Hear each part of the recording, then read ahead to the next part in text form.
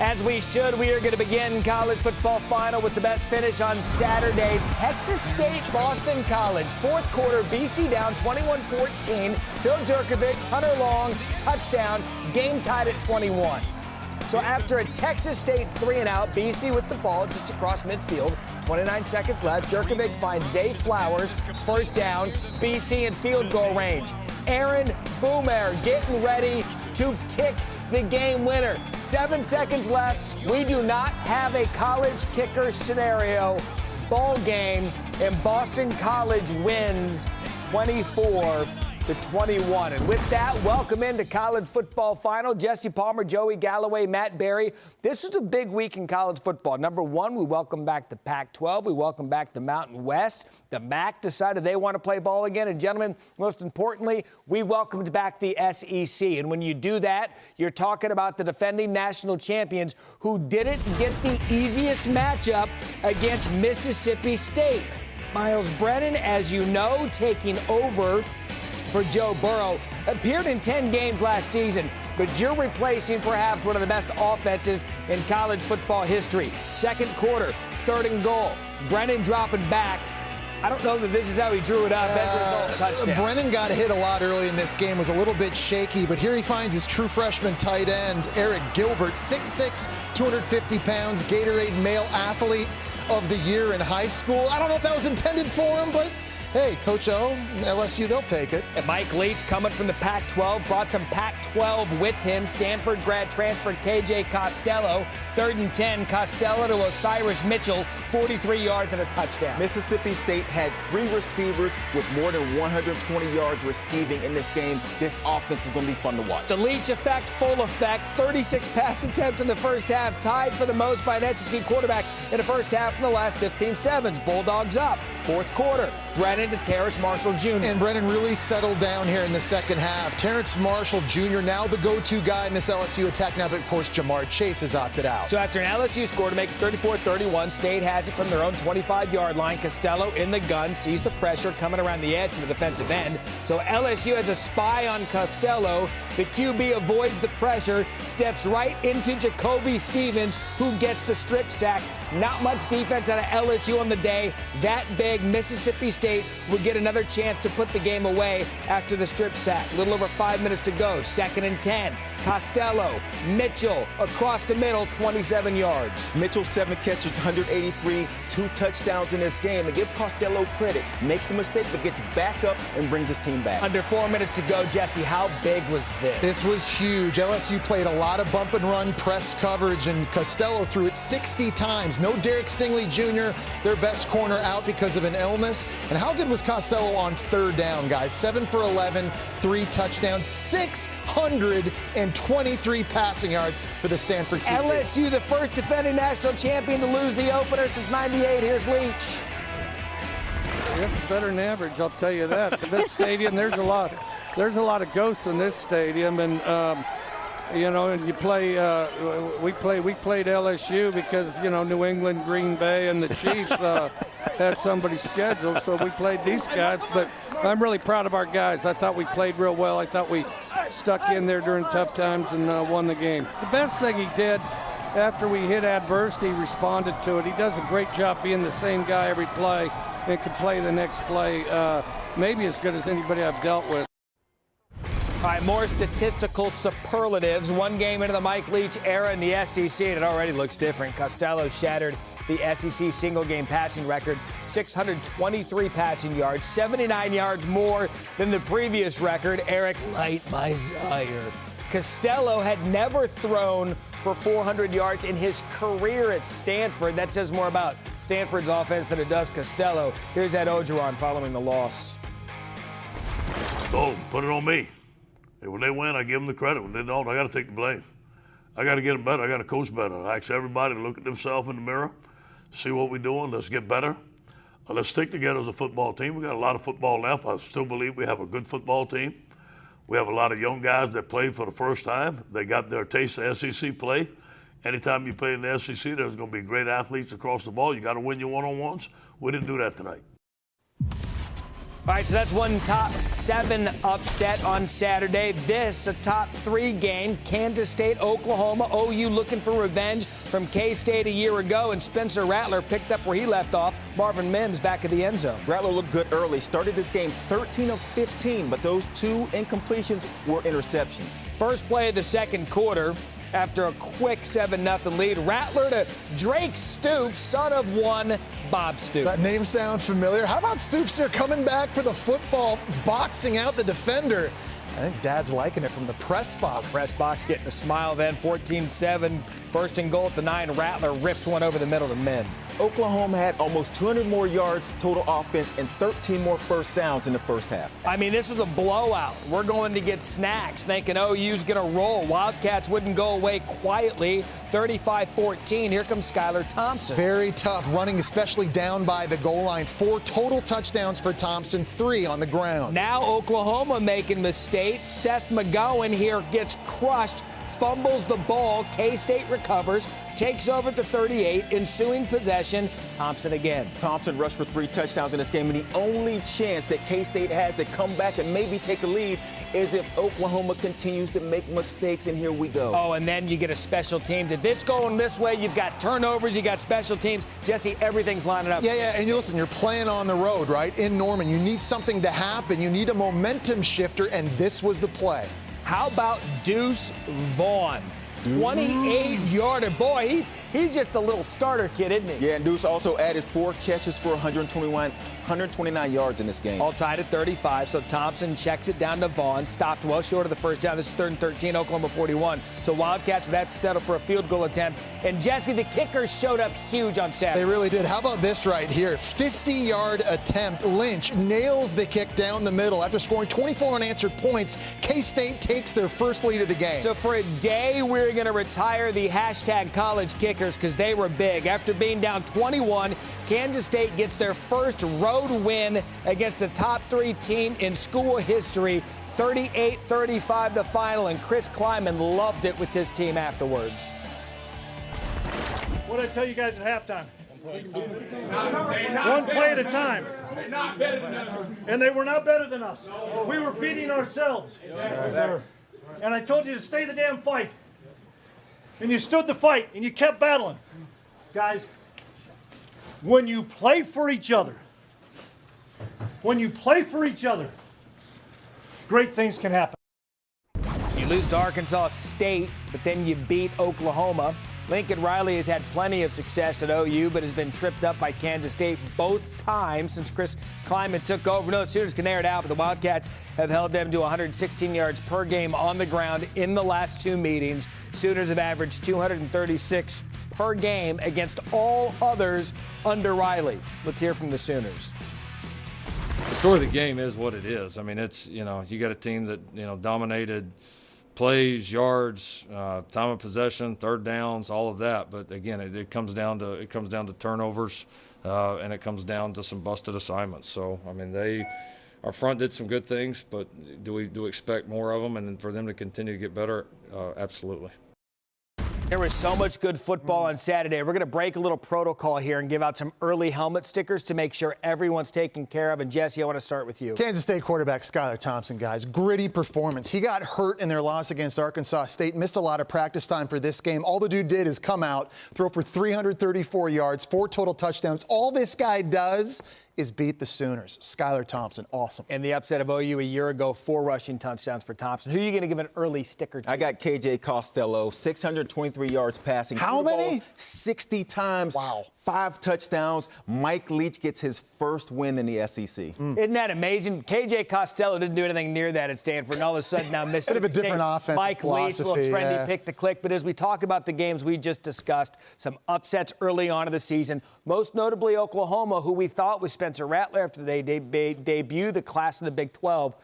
We didn't see it. Same old OU, right? Same old Sooners. They score on everybody, but the defense continues to be their Achilles heel. And that's what's kept them out of the national championship game in the college football playoff era. Just way too many explosive plays against Kansas State. It starts with really bad tackling. Here's a running back running an option route. You've got this player surrounded with 3 defenders. You can't get him on the ground. Safety takes a bad angle, and it ends up being an explosive play. We saw coverage busts, guys running wide open. Defenders also taking bad angles. Here's a power run to the left side of the formation. You've got 2 defenders with an opportunity against 1 blocker. Here's a defender with a good angle. He can turn this ball back inside. He can make the tackle. He misses, and it's another explosive play. And then just backs coming out of the backfield and just splitting this offense right down the middle again. You're right here. You've got this player surrounded. 6 different players are going to get an opportunity to get this guy down, and Oklahoma cannot get it done. Just simply not good enough. They gave up 8 yards of play to the Wildcats, and no disrespect to Chris Kleiman and his offense, this is not going to be one of the most explosive offenses in the Big 12 this year. So maybe, just maybe again, Oklahoma for a 6th straight year can win, just outscoring everybody. But, guys, they are not going to win a national championship with this defense. They just have to get better. This has been their bugaboo. To be fair, they've got a lot of young players on the offensive side of the ball. And if we're being fair with LSU in their game against Mississippi State, 19 of the 22 players that were on the field of the national championship are either in the NFL or have opted out. But LSU did not bring their best ball to the yard against Mississippi State. No, and we knew they lost players, and they lost their defensive coordinator in Aranda, went to Baylor. They lost Joe Brady, the pass game coordinator. So we knew this would look like a different ball club when they came out this season. But when you watch them, Miles Brennan had some ups and downs, and we expected that. He only threw 40 passes last season. Comes into this game, he goes 27 to 46. He's in the pocket. You see him looking to the right. He has space. He has time. There are guys open. Has to be comfortable enough to get the ball out of his hands, waits till the pressure gets in his face, throws the ball away. There are 3 guys rushing. We saw LSU light teams up last season. There's plenty of time again. Step up in the pocket, young man. He's looking to the right, has time to go up the middle. And so you look once again, because he's not comfortable, he takes a sack in the situation. And then once again, in the pocket, it's a soft zone. They're dropping back. Mississippi State is just trying to keep everything in front of them. You got to complete this ball. Offensively, LSU didn't look like what we've seen in the past. The scariest part really wasn't Miles Brennan, who we expect to have some up and down. They ran the ball for 80 yards. And so if you're new offensive coordinator and you're taking over this offense, you know Miles Brennan hasn't played a lot of football, you have to find a way to help this young man out. The best way to help a quarterback, run the football. You're not going to win many SEC football games running the ball for 80 yards. That offense last season ran the ball well. If they're going to have success this season, they better find a way to run the ball. And to be fair to Miles Brennan, he's taken over one of the best offenses in college football history. LSU's loss snaps their 16-game winning streak. Perhaps the most offensive game on Saturday. Where else would it be? The Big 12, Texas and Texas Tech. Texas 83-1 when leading by 10-plus points at the half since 2004. Lone loss 2017 against who? Texas Tech. Alan Bowman and T.J. Vasher, 29-yarder. Vasher looks like he's 7'2". He's 6'6", but athletic enough to carve up the defense and get in, and once again, Texas in a shootout. Red Raiders cut the lead to 3. Now Sam Ehlinger picked off by Alex Hogan. And this is 3rd and 7, and this is Ehlinger's first interception of the season, and boy, that came at a costly time. And it sure did, because they take advantage. Roderick Thompson, 10-yard touchdown. Texas Tech takes the lead 42-38. 6:20 left of the 4th quarter. Texas Tech up 1. Bowman, Vasher, diver. Take advantage of the 6'6" receiver. Vasher, 4 catches, 74 yards, 2 touchdowns, and it took all 6'6" of him in that huge catch radius to bring this touchdown in and give Texas Tech the lead. 3:28 in the 4th. Texas Tech's own 25. Thompson bounces off the Texas defense. 75 All yards. right. Look, this Texas defense now coached by Chris Ash, they looked so much better against UTEP a few weeks ago, but the tackling issues that we've seen in recent years, they show themselves again. And right now, 99.9% chance for Texas Tech to win this game. By my math, that's just about 100%. So under 3 minutes to play, Texas still trails. Ehlinger, Brennan, Eagles, 12-yard touchdown Plenty pass. of time. All you need is 2 points, maybe an onside kick. Let's get Cameron Dickers onside. Oh, wait. Oh, they got it. Okay. So 2:39 left. Texas has life. Bevo's breathing. 48 seconds left. Ellinger, 18-yarder. Josh Moore, Ellinger touchdown. showing you the poise and experience on the road. And Joshua Moore has now become the go-to guy for Sam Ellinger. So we need the 2-point conversion to force overtime. And look at Ellinger to Eagles. 2-point conversion ties it at 56. In overtime, Ellinger, 12-yard pass, touchdown. Come on, Texas Tech. You got to make it a little harder than that to get in the end zone. Ellinger, 5 touchdown passes in this game. Largest comeback win since 2007. What a finish. Here's Tom Herman. Our quarterback actually looked at me and he said, they left us too much time. He said, we're going to tie this thing up and win it in overtime. And I believed him. Shoot, if Sam Ellinger was trying to sell me oceanfront property in Arizona, I'd probably write him a check. He's usually right on. He just quoted George Strait song. Sure did. So with just over 3 minutes left in the game and trailing by 15 points, Texas had a 0.1% chance to win. Win probability now 100% for Texas. Longhorns had lost their previous 39 games and trailing by 15 at any point, the most recent win in those circumstances back in 2007. So many helmet stickers to give out. These two gentlemen gave out a bonus sticker. I will do the same. Josh Moore, you heard Jesse say during the highlight, becoming the go-to guy. Joshua Moore, 5 receptions, 73 yards, 3 touchdowns. First Texas player with 3 receiving touchdowns in a game since Jackson Shipley. 2012. Oh. So early helmet stickers in the A block. We want to come out in the first quarter and have some fun. We'll still give out the standard helmet stickers coming up at the end. Oh, in case you didn't hear, the SEC was back and there was action all over the yard on Saturday. And remember when FSU Miami was good? Well, now it's only good for one team, and they are the alpha dog of South Florida. We're off and running. This is College Football Final. College Football Final is brought to you by Gatorade.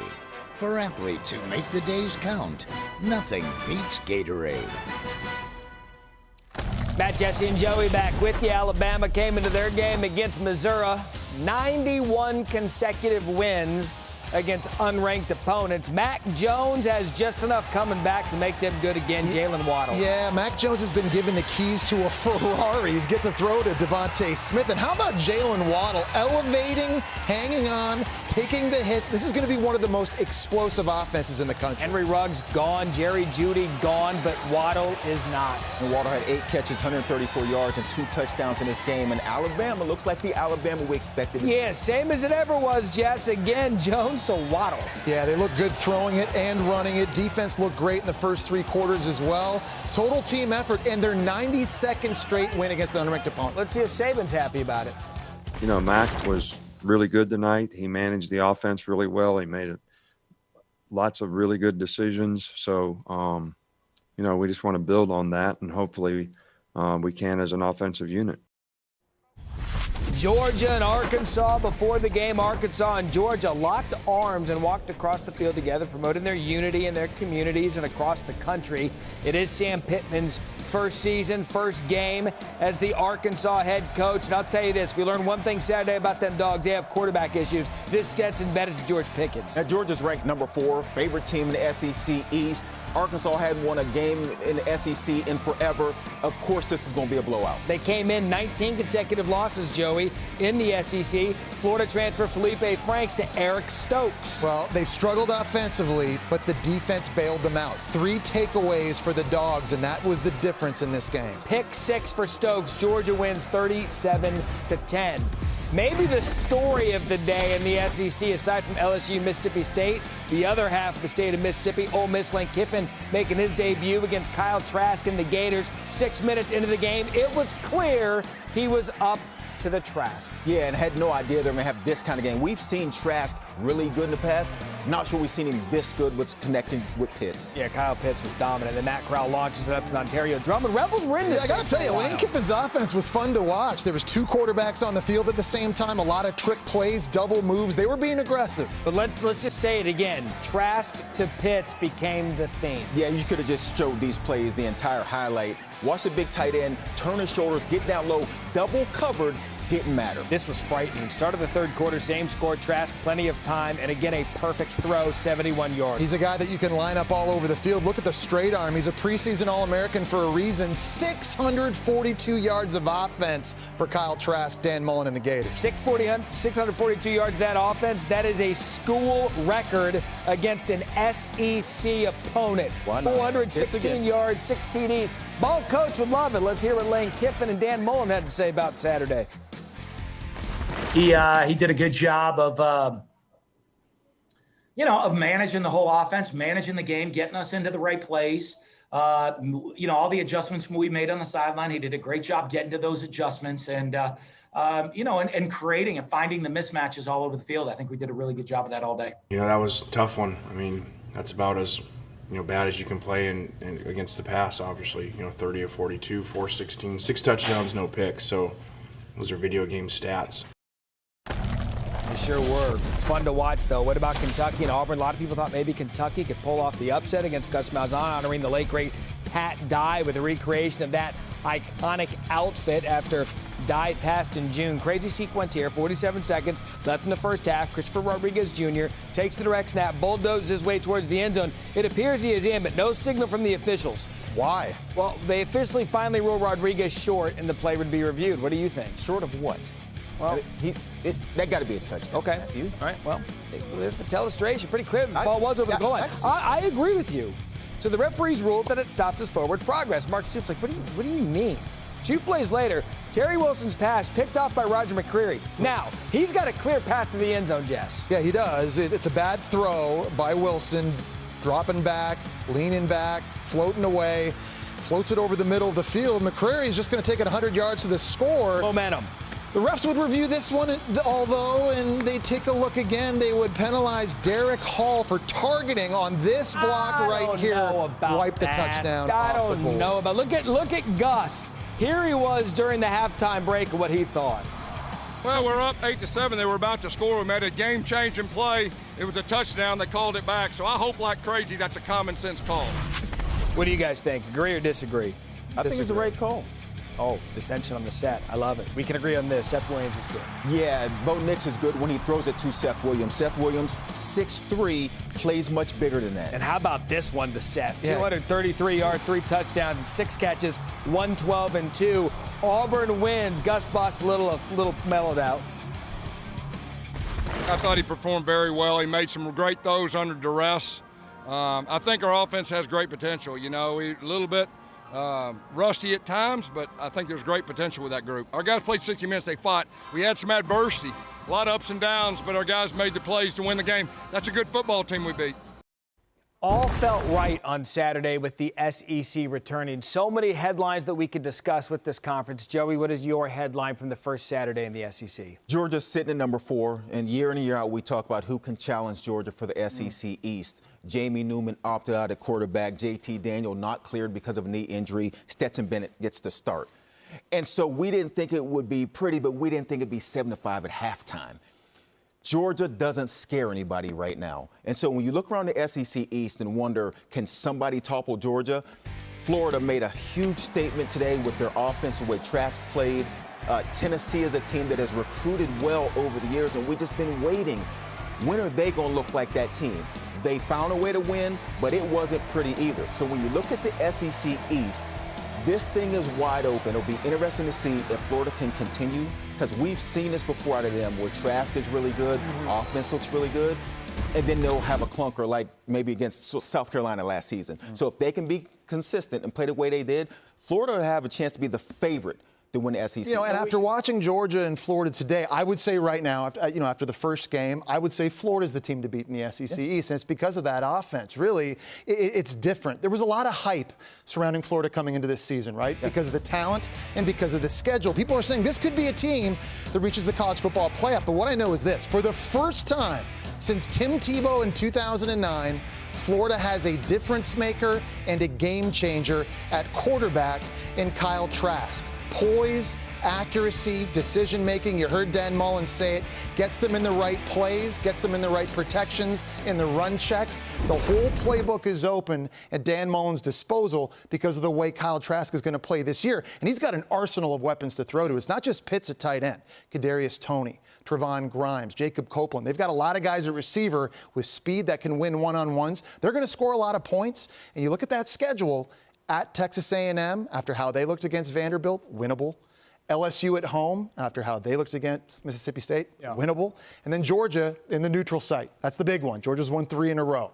But because of this offense and Kyle Trask, I think Florida should be the favorite right now in the East, maybe reaching the college football playoff. Based on what we saw with Georgia Saturday, they went with the redshirt freshman to start the game. Stetson Bennett came in relief. They've got quarterback issues, and until someone can step up for them, I would agree with you. Florida, at least in week 1, looked like the best team in that division. What about the ACC, Florida State and Miami? You may remember Mike Norvell tested positive for COVID-19. Chris Thompson had to step in. It's easy to step in when De'Aaron King's your quarterback. And when you got Brevin Jordan, one of the best tight ends in the country, his involvement in this offense has gone up in the last 2 games. Yeah, not an easy step in for Thompson when you're facing De'Aaron King. Second quarter, Joshua Corbin flips to Jordan Travis. They try to revert.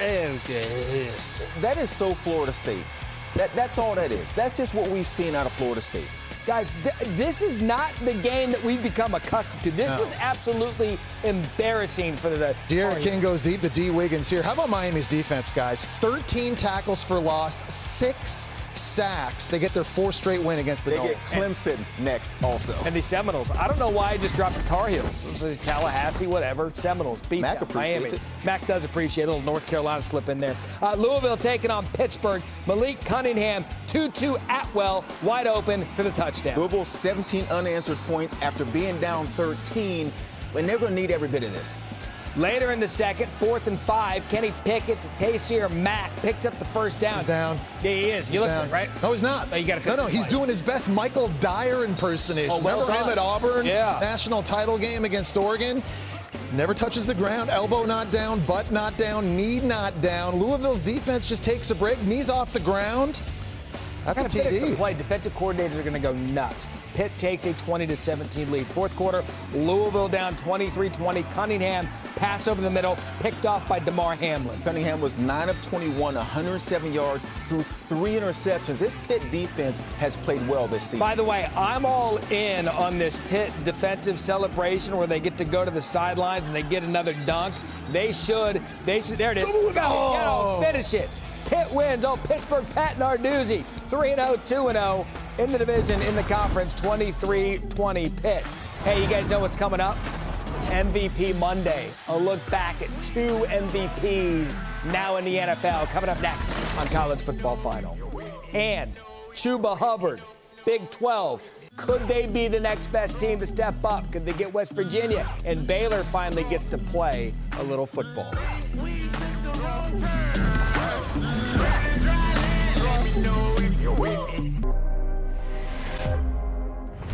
Before they were NFL MVPs, boy, were Mahomes and Lamar so good in college. Quickly, prediction Monday night. I'm going to go with Mahomes. I think he's the best in the game. And I like the Ravens. I just like the way they play the game. You guys want to go back and look at these guys play some college ball?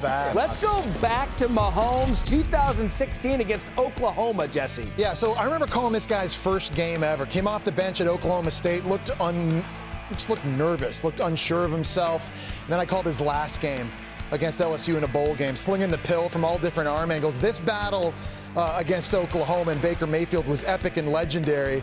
Andy Reid really smart to trade up and draft this guy. Now he's worth $500 million and owns part of the Kansas City Royals. By the way, our 2020 vision, you know how hindsight's always 2020 with these two, it legitimately was 2022 for 734 yards. What about Lamar against Florida State in 2016? Yeah, remember this is the game everyone's waiting to see because Florida State had a pretty good defense. Lamar Jackson, everyone saying, hadn't played anybody, so let's see him against this athletic defense.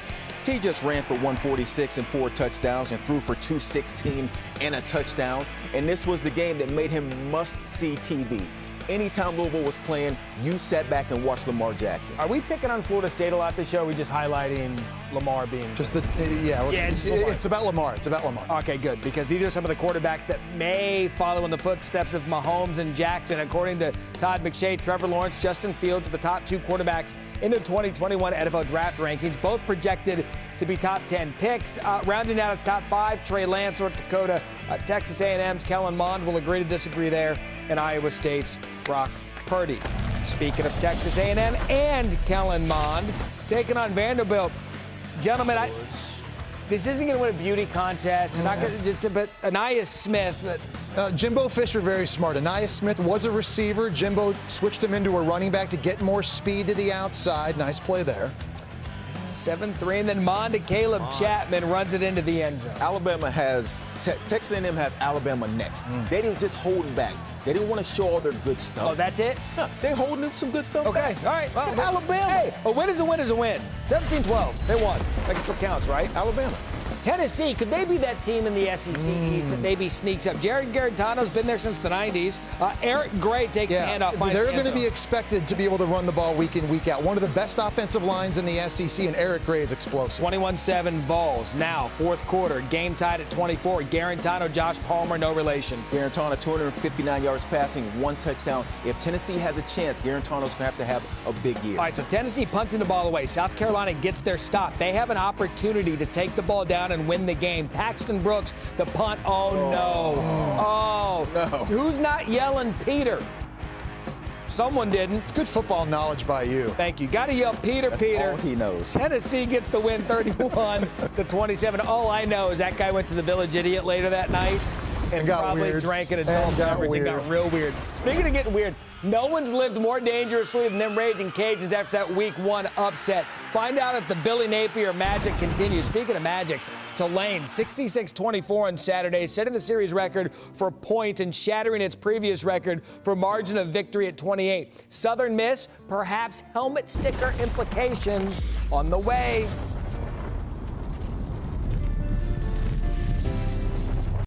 Oh, you know what time it is? Sunbelt Funbelt time. That's so much fun. Louisiana hosting Georgia Southern. Fourth quarter, 3 minutes left of the game. Georgia Southern down 17-10. Shai Werts, play action to Bo Johnson. Really a nice pass. Perfect location. There goes Bo Johnson. Down the sideline, rumbling, stiff arming. Tries to extend the ball towards the pylon, and my man just loses control of it. That would be a touchback. 2 turnovers for Georgia Southern in this game. All right, so Georgia Southern gets one more opportunity. 1 minute left to play in the game. Same score, still down. Werts deep to Caleb Hood.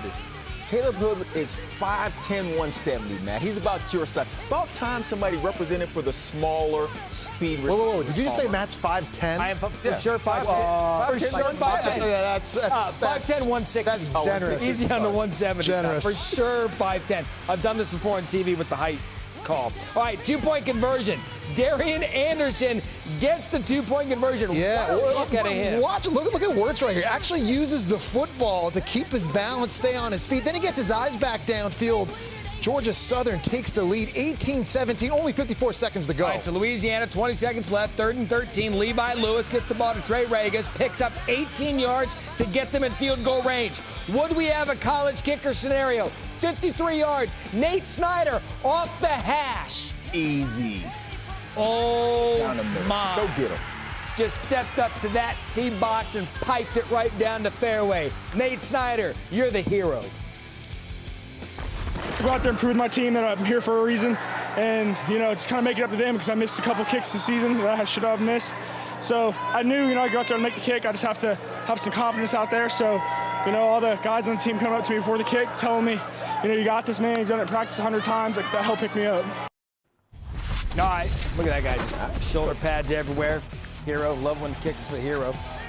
Desmond Ritter in Cincinnati, hosting Army. Desmond Ritter to Jay Sean Jackson, huge first down. And it wasn't pretty early.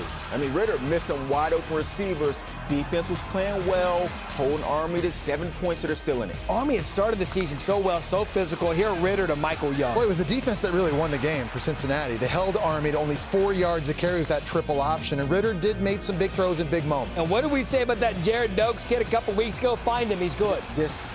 He's going to score a touchdown every week. He makes final every week. Cincinnati, 24-10 to remain undefeated, beating Army.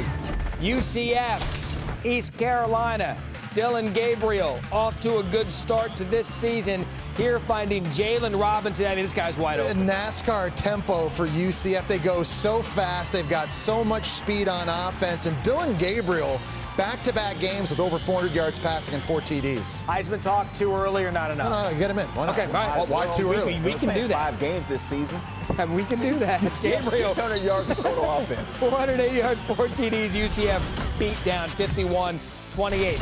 Keeping our eye on this one, West Virginia, Neil Brown, it looks good early on. Oklahoma State had struggled, quarterback issues. Hand the ball to L.D. Brown, he'll fix it. Here's something crazy. I think through 2 games, L.D. Brown has been the best running back the Pokes have had. I think he's been better than Chuba. It has not been Chuba's show, you're right. Oklahoma State up 7-0 based on what we saw a year ago. 3rd and 15, West Virginia, Jared Dagey, strip sack, Trace Ford, Tyron Irby. Come on, big fella. And what's been better than the offense at Oklahoma State? The defense. They might be the best defense in the Big 12 right now. Jim Knowles has his team playing. You said Oklahoma State defense? Oklahoma State defense. The defense, Oklahoma State. Got it. Chuba, take it. Over 200 yards rushing for the Pokes, and Shane Illingworth, the true freshman who came off the bench in relief in that win against Tulsa, showing really good poise, keeping this offense on schedule. So Oklahoma State finished 203 rushing yards as a team. They win 27-13. The Hat taking on Baylor. Baylor finally gets to play a football game with Dave Aranda, their new head coach. Big day for Tristan Ebner. Baylor up 24-7. Ebner, goal line, breaks a couple of tackles, gone. This is a huge way to start a game. Matt Rule left, and it's like nobody's talking about this Baylor football team. They just came out, got a game under their belt. That might be another team we look at in the Big 12. That's how you come out of the half. That started the 3rd quarter. 4th quarter after a safety. It's Ebner again, and again, he's gone. Well, I think Dave Aranda is preaching the right things to do to win games, right? You got to play good defense. They didn't turn the football over, and you're going to have to make plays on special teams. How about Ebner? 2 kick return scores. Dave Aranda gets his first win as Baylor's coach. 47-14 the final. There were so many good plays on Saturday. Catches, receivers, quarterbacks, the stars, plus plenty of reasons to fine each other in studio for that's $1. But who earned the fine on the field? Find out next. A cash bag. That's $1. Also probably a violation. State starting quarterback Hendon Hooker was among 23 Virginia Tech players out due to positive COVID-19 test and contact tracing. They put a squad together with Bailey Hockman, drops back, picked off by Divine Diablo. Phenomenal diving catch here. And how about Virginia Tech without legendary D coordinator Bud Foster on the sidelines? It seems like forever, coming up with 2 takeaways. I can't believe without all these players, they were able to piece together a roster and actually win big, Joe. Yeah, and ran the ball for over 300 yards in this game and 3 touchdowns. If you can run it, doesn't matter who's out. More ACC, Georgia Tech and Syracuse in that brand new Carrier Dome. Ooh. It's good. Named after Willis Carrier, inventor of modern air conditioning. Thank you, Willis. Sean Tucker runs up the middle, taken down by Wanye Thomas. Yeah, you got another Michael Dyer situation here. Tucker doing a nice job. Defense just kind of gives up. Again, no elbow, no knee, no butt on the ground. He's up. And he's off to the races, and Syracuse needs something good to happen. Syracuse has to have something. Jeff Sims throws a pitch to Jahad Carter. Carter takes off, dodges some tackles before he wrapped up and pitching the ball to Trill Williams. I don't know what that was, but it was kind of fun to watch. It's a great play when you're feeling good. Syracuse had 16 points through their first 2 games. They get 37 in this game. Finally, Dino Babers and his Syracuse offense is starting to look like what we expected. Can we agree this was ill-advised 7 days? No. This was advised. What are you talking about? This is like scoop and score. You think it's not. You don't get me a chance to score on defense. New dome. Hey, you want to be like Ed Reed? Pitch it, go score. Okay, fine. Think big. You're right. Syracuse goes on to win. Dare to be great. Dare to be great. Syracuse was on Saturday. 37-20 the final. All right, this is where the Dare to Be Great lands. Top plays, number 5, Duke, Virginia. Lavelle Davis finds Brennan Armstrong, who goes over the defender to make the catch. Great job high-pointing the football over top of the Duke corner. Duke losing their 2 starting corners due to injury. Virginia took advantage, and they win 38-20. All right, so Arkansas still trying trick plays. Traylon Burks has his pass intercepted by Richard LeCount. Arkansas needs something to go right for them. And that's just not it. It's not it. You have to go a little further. LeCount's the reason this is in there. I don't think he had to catch with one hand. I think he just wanted to show off. That's probably true. Nothing wrong with Texas State, Boston College, Brady McBride, our guy. Brady McBride, Marcel Barbie. I feel like Marcel Barbie has made top plays like 2 or 3 weeks in a row by now. Keep making one-handed catches like this, we'll keep seeing you on top plays. You know what they say? It's a Barbie world. That's the second time you've done that, so that's another $1. Number 2, Liberty, Florida International. DJ Stubbs to Malik Willis, laying out for the touchdown. It's like another 5'10" receiver here, Matt Barrie. I see you going to find the smaller receivers for us this time. Come on, somebody got to represent. Look, 5'10", hardly a speck of athletic ability, but you got more heart to take down. That's Rudy. Georgia Southern, Caleb Hood, Shy Wirtz. My guy. It's my guy. So good. So good. You know what? We got a new segment this year on College Football Final. It's called That's a Dollar. We fine each other $1 for saying or doing stupid things. Some would say it's a Barbie world. That's $1. That's $1. That is $1. Did he tip the guy? Not a dime. That is a... I tipped online. Snubbed him twice. Still getting $1. A Charlotte player attempted to do the worm. That's 10 dimes. You're the punter. You got one job. Come on, man. That's $1. That's... It's a terrible camera angle. It's a game? Right here. We're playing. Did I miss class? Actually, there was a kick, but TV was not ready. That's $1. We are passing out fines quicker than you can imagine. This week's That's a Dollar. Let's go. We're going to start with Army. And Joey, this is ill-advised every day of the week. When are people going to learn headbutting is not good? They took it out of the UFC for... You didn't even headbutt the UFC before. He almost killed this guy. I don't think he actually thought his player was going to do that to him. Yeah. All right, mask up. Mask up. With it, though. It's a pandemic. That's $1 for him thinking that was cool. UCF, they could score points, right? Yeah. In the first quarter alone, UCF had 7 false starts. Crowd in the first quarter? Was it a lot of crowd noise? 7. They should be fined $1. No, every one of the 7. It's not going to save you $1. No, it's $1. UCF, come on. 7 false starts, $1. You're lucky you don't get 7 of them. All right, look, I don't care how old you are. I don't care what grade you're in. We don't discriminate here on That's $1. Opposing team, Kylan Hill, scores. Look at my man in the end zone. Hi. That's $1. This is Death Valley. This is supposed to be a hostile environment. Look at my girl over here jumping up and down, applauding. Hey, you two, go sell some lemonade, bring back 50 cents each, and pay your $1. I don't care. You can't pick on. You know what? You're right. It's Death Valley. Listen, it's Death Valley. You're national champions. Okay, 8 years old. They got to learn. Act like you've been. I know there's not tailgating. People were using 4-letter words and screaming at me when I played at Death Valley. Things have changed, Jess. Don't you know that? Oh, coveted helmet stickers. We gave out some bonus ones. Who gets the end of show sticker, the most coveted gift in all of college football? Start your Sunday every Sunday, NFL Countdown, 10 a.m. Eastern, ESPN, and the ESPN app. We had BYU after dark. BYU and Troy. 10:15 Eastern was the kick. Zach Wilson, Dax Milne, 70-yard touchdown. BYU in a rout. BYU 664 yards in this game. It was late, but the offense was awake. Doesn't matter. They won big late. We love late. We did 4 halftimes this Saturday, and every single one of them was special. And now the best part of the program, coveted helmet sticker time. There was so much good football on Saturday. We gave 3 in the A block. Now we're going to wrap up with the traditional helmet sticker ceremony. Who do you have, Joey? I'm on Kyle Trask, 416 yards passing, 6 touchdowns in the SEC opener. You know who was the last person to do that? Jesse Palmer? Jesse Palmer? Joe Burrow. Oh, come on. Good tease. Not Joe. That was a good tease. Come on, Palmer. How about Seth Williams, guys? Wide receiver, Auburn. 112 yards, 2 touchdowns in their win against Kentucky. I'll tell you what, great catch radius. You put it near the guy. He seems to come down with it. And Bo Nix being in his second year, good receiving group, Chad Morris, the new offensive coordinator. I think this is the best passing game we've seen from Auburn in a couple of years. Let's give some love to my guy, Cameron Carroll, Tulane. That offense was brilliant. Carroll was brilliant. 163 rushing yards, 3 touchdowns, 1 receiving touchdown. By the way, first Tulane player over the last season with 3 straight games, multiple rush TDs. Cameron Carroll, get it.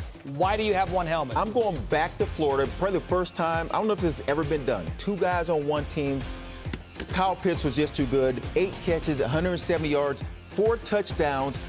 The last guy to do that at Florida, Isaac Jason Hilliard, better known as Ike. Ike, who I played with the Giants. Someone's really happy they didn't have to go and get Joey another helmet, by the way, so you're helping out the production assistants. Yeah. Richard LeCount, safety for Georgia, had 2 picks for them in their win, and it's big because with Georgia right now having to figure out that quarterback situation, offense a little bit slow, defense is going to have to hold their weight for a little while. Richard LeCount's a leader on that team. Iowa State bounces back. They get a win against TCU. Breece Hall, the reason why. 154 yards rushing, 3 touchdowns. Second Iowa State player over the last 25 seasons with 150 rushing touchdowns, 3 rushing touchdowns, 150 rushing yards, and 3 touchdowns in a game. Joe Lannon, the other. There's our helmet stickers. Next week, you don't get to do this.